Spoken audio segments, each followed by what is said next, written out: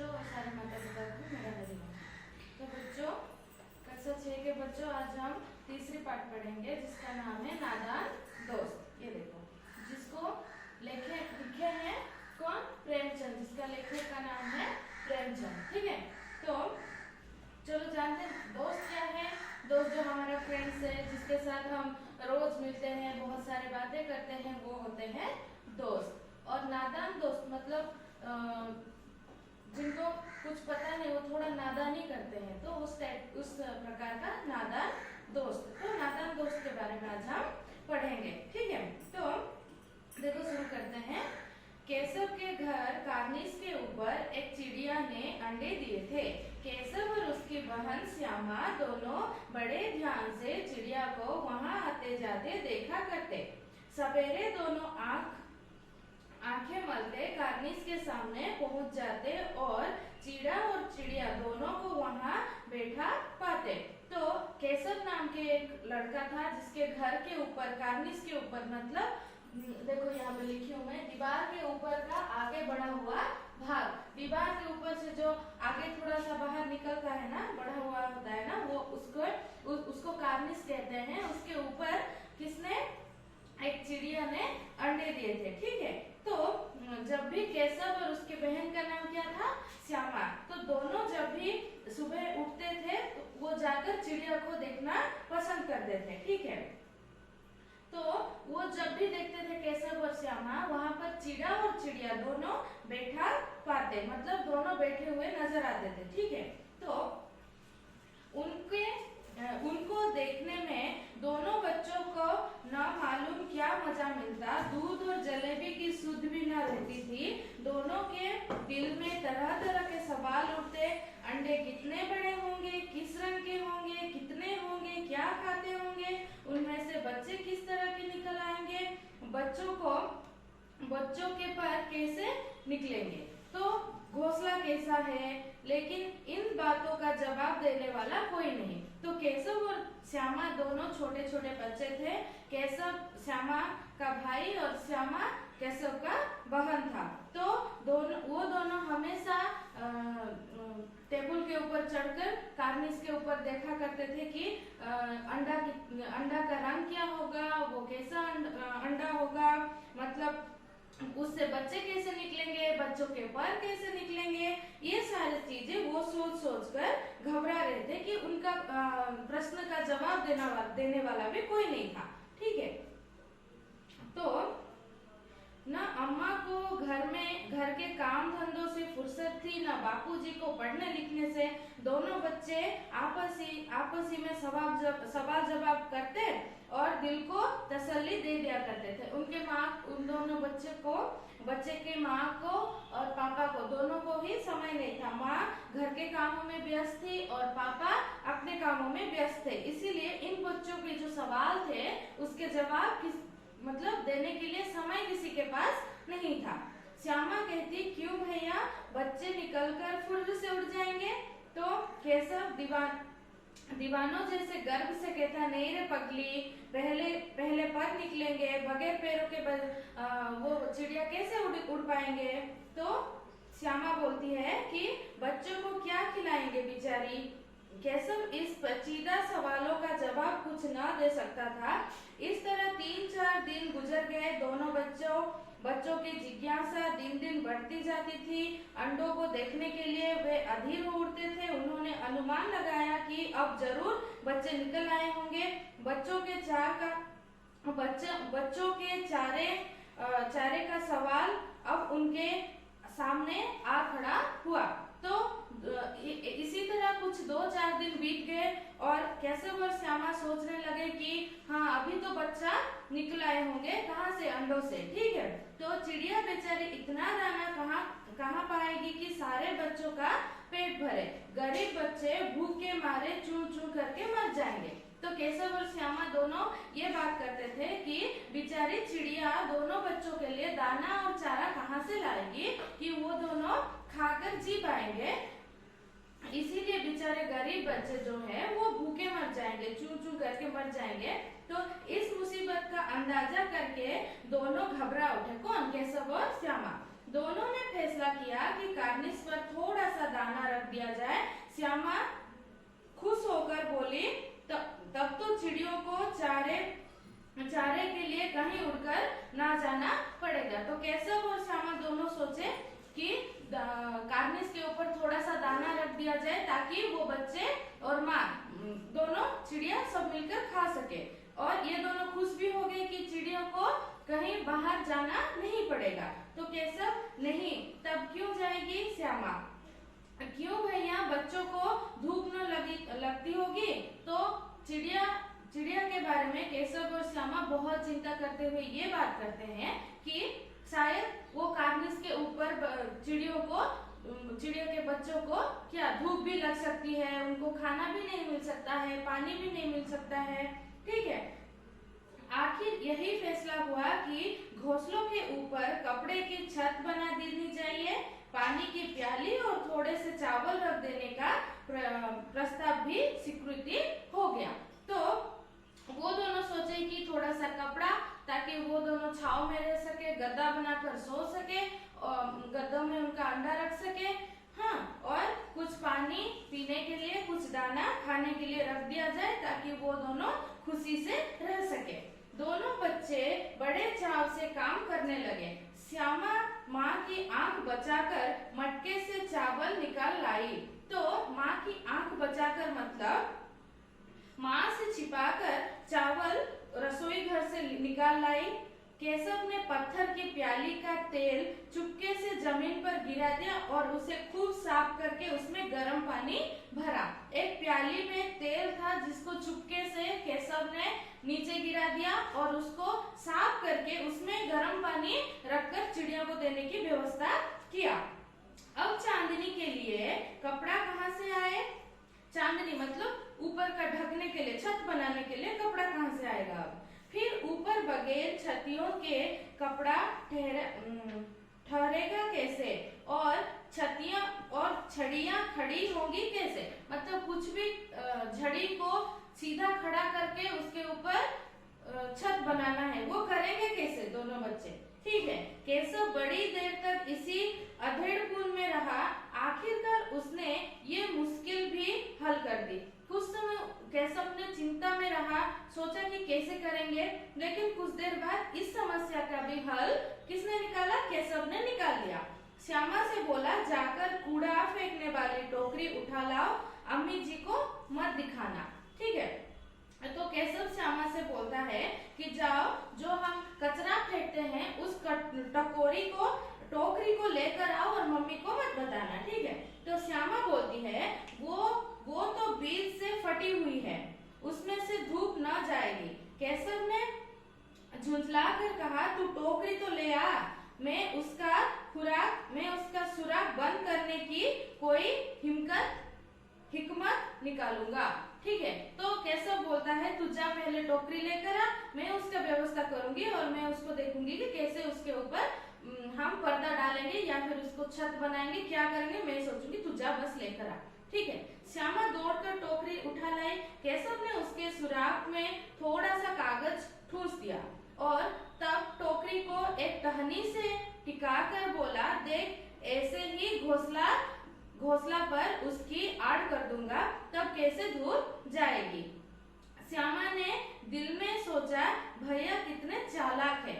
तो वो जो टोकरा जो फटा हुआ था, टोकरी जो था वो फटा हुआ था, उसमें क्या किया कि केशव ने कागज का गोला बनाकर उसमें ठूस दिया, मतलब बंद कर दिया उस फटा हुआ जगह को। और श्यामा सोचती है कि मन ही मन में कि भैया कितना चालाक है। गर्मी के दिन थे, बाबूजी दफ्तर गए हुए थे, अम्मा दोनों बच्चों को कमरे में सुलाकर खुद सो गई थी, लेकिन बच्चों की आंखों में आज नींद कहाँ। अम्मा जी को बहलाने के लिए दोनों दम रोके आंख बंद किए मौके का इंतजार कर रहे थे। ज्यों ही मालूम हुआ कि अम्मा जी अच्छी तरह से सो गई है, दोनों चुपके से उठे और बहुत धीरे से दरवाजे की सिटकनी खोलकर बाहर निकल आए। अंडों की हिफाजत की तैयारियां होने लगी। केशव कमरे से एक स्टूल उठा लाया, लेकिन जब उसके काम चला तो नहाने की चौकी लाकर स्टूल के नीचे रखी और डरते डरते स्टूल पर चढ़ा। तो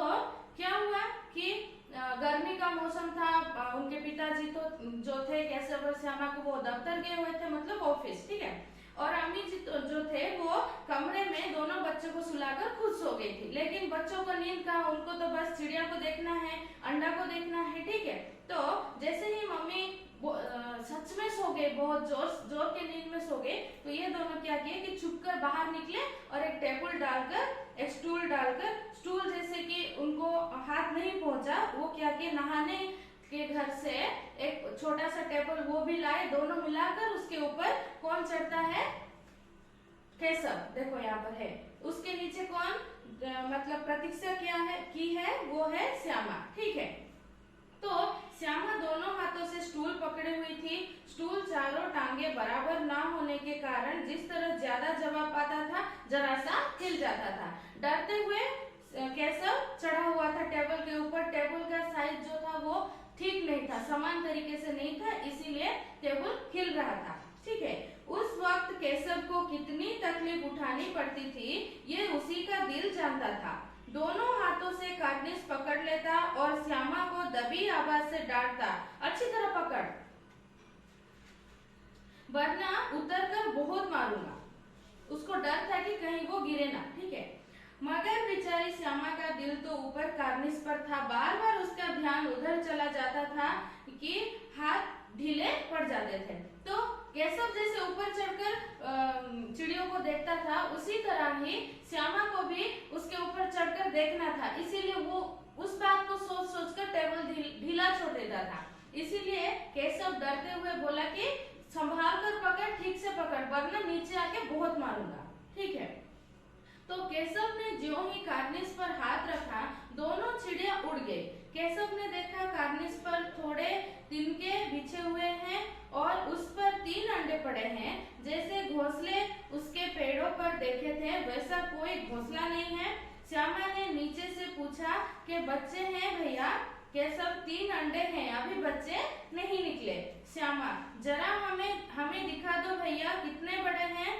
केशव, दिखा दूंगा, पहले जरा चिथड़े ले आ, नीचे बिछा दूं, बेचारे अंडे तिनकों पर पड़े हैं। तो कुछ तिनको मतलब कुछ घास का टुकड़ा था जहाँ पर 3 अंडे पड़े हुए थे। जैसे ही केशव का हाथ वहां पर लगा, दोनों चिड़िया जो थे वो उड़ गए थे, ठीक है। तो श्यामा दौड़कर अपनी पुरानी धोती फाड़कर एक टुकड़ा लाई। केशव ने छुपकर कपड़ा ले लिया। उसकी कई तरह करके उसने एक गद्दी बनाई और उसे तिनकों पर बिछाकर तीनों अंडे धीरे से उस पर रख दिए। श्यामा ने फिर कहा, हमको भी दिखा दो भैया। केशव, दिखा दूंगा, पहले जरा वो टोकरी तो दे दो, ऊपर छाया कर दो। श्यामा ने टोकरी नीचे से थमा दी और बोली, अब तुम उतर आओ, मैं भी तो देखूं। केशव ने टोकरी को एक टहनी से टिका कर कहा, जा दाना और पानी की प्याली ले आ, मैं उतर आऊं तो तुझे दिखा दूंगा, ठीक है। तो इसी तरह बातचीत हो रही थी केशव और श्यामा में। केशव ऊपर चढ़कर श्यामा को बोल रहा था कि ये लाओ, पानी लाओ, खाने की प्याली लाओ, टोकरी लाओ, छत बनाने के लिए वो टोकरी लाओ, गद्दा बनाने के लिए चिथड़े लाओ, चिथड़े मतलब पुराने फटे हुए कपड़े, वो सब लाओ ताकि मैं गद्दा बना दूं, छत बना दूं और तीनों अंडों को हिफाजत से रख दूं, उसके बाद तू भी देखेगी, ठीक है। श्यामा प्याली और चावल भी लाई। केशव ने टोकरी के नीचे दोनों चीज रख दी और आहिस्ता से उतर आया। श्यामा ने गिड़गिड़ाकर कहा, अब हमको भी चढ़ा दो भैया। केशव, तू गिर पड़ेगी। श्यामा, ना गिरूंगी भैया, तुम नीचे से पकड़े रहना। तो केशव, ना भैया, कहीं तू गिरा गई तो अम्मा जी मेरी टहनी कर डालेगी, कहेंगी कि तूने ही चढ़ाया था, क्या करेगी देखकर। अब अंडे बड़े आराम से हैं, जब बच्चे निकलेंगे तो उनको पालेंगे। तो जब श्यामा गिड़गिड़ा कर बोलती है कि मुझे भी चढ़ना है, मुझे भी देखना है, तो केशव बोलता है कि नहीं, तू मत चढ़, तू गिर जाएगी, ठीक है। तू गिर गई तो अम्मी जी मुझे ही डांटेंगे, ठीक है। दोनों चिड़िया बार बार कार्निस पर आती थी और बगैर बैठे ही उड़ जाती थी। केशव ने सोचा हम लोगों के डर से नहीं बैठेगी, स्टूल उठाकर कमरे में रखाया, चौकी जहाँ थी वहाँ पर रख दिया। श्यामा ने आंखों में आंसू भरकर कहा, तुमने मुझे नहीं दिखाया, मैं अम्मा जी से कह दूंगी। केशव, अम्मा जी से कहेगी तो बहुत मारूंगा, कह देता हूँ। तो जैसे कि केशव श्यामा को दिखाने के लिए मना कर देता है, तो श्यामा बोलती है कि मैं अम्मा जी को, मम्मी को बोल दूंगी कि तूने ऊपर चढ़ा था और ये सब काम तूने ही किया है। तो केशव बोलता है कि अगर तूने मम्मी को बताया, अम्मा जी को बताया, तो मैं तुझे बहुत मारूंगा। तो श्यामा, तो तुमने मुझे दिखाया क्यों नहीं? केशव, और गिर पड़ती तो 4 सर ना हो जाते, तो गिर पड़ती तो सर नहीं फट जाते। हाँ। श्यामा, हो जाते तो हो जाते, देख लेना, मैं कह दूंगी। इतने में कटोरी का आवाज खुला और माँ ने धूप से आंख को बचाते हुए कहा, तुम दोनों बाहर कब निकल आए? मैंने कहा न था कि दोपहर को ना निकलना। किसने किवाड़ खोला? किवाड़ केशव ने खोला, लेकिन श्यामा ने माँ से यह बात नहीं कही। उसे डर लगा कि भैया पिट जाएंगे। केशव दिल से कांप रहा था कि कहीं श्यामा कह न दे तो अंडे न दिखाए तो इसके अब उसको श्यामा पर विश्वास नहीं था। श्यामा सिर्फ मोहब्बत के मारे चुप थी या इस कसूर में हिस्सेदार होने की वजह से इसका फैसला नहीं किया जा सकता। शायद दोनों ही बातें थी। तो केशव जब अम्मा जी बाहर निकले और देखे कि केशव और श्यामा दोनों ही बाहर थे, तो वो थोड़ा सा डांट लगाई, बोली कि दोपहर का समय है, धूप में बाहर क्यों निकले हो? मैंने मना किया था ना। तो किवाड़ किसने खोला, मतलब दरवाजा किसने खोला? तो दोनों ही चुप थे, केशव भी कुछ नहीं बोल रहा था और श्यामा भी कुछ नहीं बोल रही थी। ठीक है। तो माँ ने दोनों को डांट डपट कर फिर कमरे में बंद कर दिया और अब धीरे धीरे उन्हें पंखा झलने लगी। अभी सिर्फ 2 बजे थे, बाहर तेज लू चल रही थी। अब दोनों बच्चों को नींद आ गई थी। तो फिर से मम्मी ने क्या किया, डांट लगाकर उन दोनों को कमरे में बंद कर दिया। तेज गर्मी के वजह से वो दोनों सो गए थे। ठीक है। 4 बजे यकायक श्यामा की नींद खुली, किवाड़ खुल गए थे। वो दौड़ी हुई कार्निस के पास आई और ऊपर की तरफ ताकने लगी। टोकरी का पता न था, संयोग से उसकी नजर नीचे गई और वो उल्टे पांव दौड़ती हुई कमरे में जाकर जोर से बोली, भैया अंडे तो नीचे पड़े हैं। बच्चे उड़ गए। तो जैसे ही 4 बजे श्यामा का आँख खुलती है, वो दौड़ते हुए फार्निस के पास आती है और देखती है कि अंडा जो है वो नीचे गिरा हुआ है और वो बात जाकर वो अपने भैया से बोलती है। तो केशव घबराकर उठा और दौड़ा हुआ बाहर आया तो क्या देखता है कि 3 अंडे नीचे टूटे पड़े हैं और उसने कोई चुने सी चीज बाहर निकल आई। पानी की प्याली भी एक तरफ टूटी पड़ी थी। तो तीनों अंडे जो थे वो क्या हुआ कि टूटकर गिर गए थे, खराब हो गए थे। ठीक है। उसके चेहरे का रंग उड़ गया, सहमी हुई आंखों से जमीन की तरफ देखने लगा। श्यामा ने पूछा, बच्चों कहाँ उड़ गए भैया? तो केशव ने करुण स्वर से कहा, मतलब थोड़ा सा दुख से कहा कि अंडे तो फूट गए। ठीक है, मतलब तोड़ा गया है अंडा को। ठीक है। श्यामा, और बच्चे कहाँ गए? केशव, तेरे सर में देखती नहीं है, अंडा है, अंडा में से उजला पानी निकल आया है, वही तो 2-4 दिनों में बच्चे बन जाते हैं। मतलब दोनों छोटे छोटे बच्चे हैं, उनको पता भी नहीं है कि अंडे का वो करेंगे क्या, अंडा कहाँ जाएगा, क्या होगा उसके साथ, उनको मालूम नहीं है। इसीलिए इस कहानी का जो नाम है वो नादान है, नादान दोस्त है। ठीक है। तो माँ ने सोटी हाथ में लिए हुए पूछा, तुम दोनों वहाँ धूप में क्या कर रहे हो? श्यामा ने कहा, अम्मी जी चिड़िया के अंडे टूट पड़े हैं। तो माँ ने आकर टूटे हुए अंडे को देखा और गुस्से से बोली, तुम लोगों ने अंडे को छुआ होगा। तो अब तो श्यामा को भैया पर जरा भी शर्म न आया। उसी ने शायद अंडों को इस तरह से रख दिया कि वो नीचे गिर पड़े। इसकी उसे सजा मिलनी चाहिए। तो श्यामा अम्मा जी को सारे बात बोलती है कि शायद भैया ने ही अंडा को छुआ होगा, इस तरह गलत तरीके से रखा होगा ताकि वो अंडा गिर गया, इसीलिए शायद वो अंडा गिर गया है। ठीक है। तो बोली, उन्होंने अंडों को छेड़ा था अम्मी जी? माँ ने केशव से पूछा, क्यों रे? केशव भीगी बिल्ली बना खड़ा खड़ा रहा। माँ तू वहां पहुंचा कैसे? माँ तू वहां पहुंचा कैसे? तो माँ पूछती है केशव को, तू वहां पहुंचा कैसे? वहां पर क्यों जाकर अंडा को छुआ है? अंडों को छेड़ा है क्या तू? बोल के माँ किससे पूछती है? केशव से पूछती है। तो श्यामा चौकी पर स्टूल रखकर चढ़े। अम्मी जी केशव तू स्टूल थामे नहीं खड़ी थी।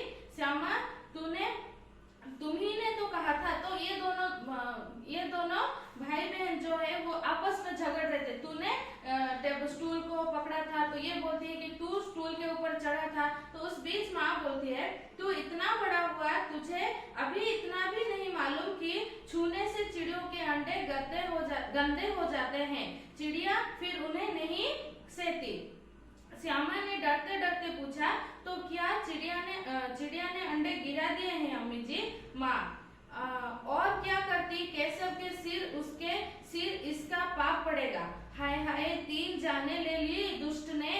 तो माँ उसको डांटती है। किसको? केशव को। कि जब भी किसी चिड़िया के अंडों को इंसान का हाथ लग जाता है ना बच्चों, तो वो अंडा चिड़िया खुद अपनाती नहीं है, ठीक है, उसको फेंक देती है। लेकिन नादानी ने चिड़ियों को तोड़ दिया। ये दोनों बच्चे मतलब अंडों की हिफाजत करना चाहा, लेकिन हिफाजत की वजह से वो दोनों मिलके अंडों का नुकसान कर दिया, ठीक है। केशव रोनी सूरत बनाकर बोला, मैंने तो सिर्फ अंडों को गद्दी पर रख दिया था अम्मी जी। माँ को हंसी आ गई, मगर केशव को कई दिनों तक अपनी गलती पर अफसोस होता रहा। अंडों की हिफाजत करने के जगह उसका सत्यानाश कर डाला। इसे याद कर वो बहुत रो पड़ा। तो ये दोनों बच्चे नादानी से उसकी हिफाजत करना चाहा, लेकिन हिफाजत करते करते उसका नुकसान कर दिया। सत्यानाश मतलब उसका नुकसान कर दिया, कहीं का नहीं छोड़ा। चिड़िया भी उड़ गए और अंडे भी खराब हो गए, ठीक है। तो बच्चों मैं आशा करती हूँ कि आपको ये कहानी समझ में आ गई होगा। हरिओम।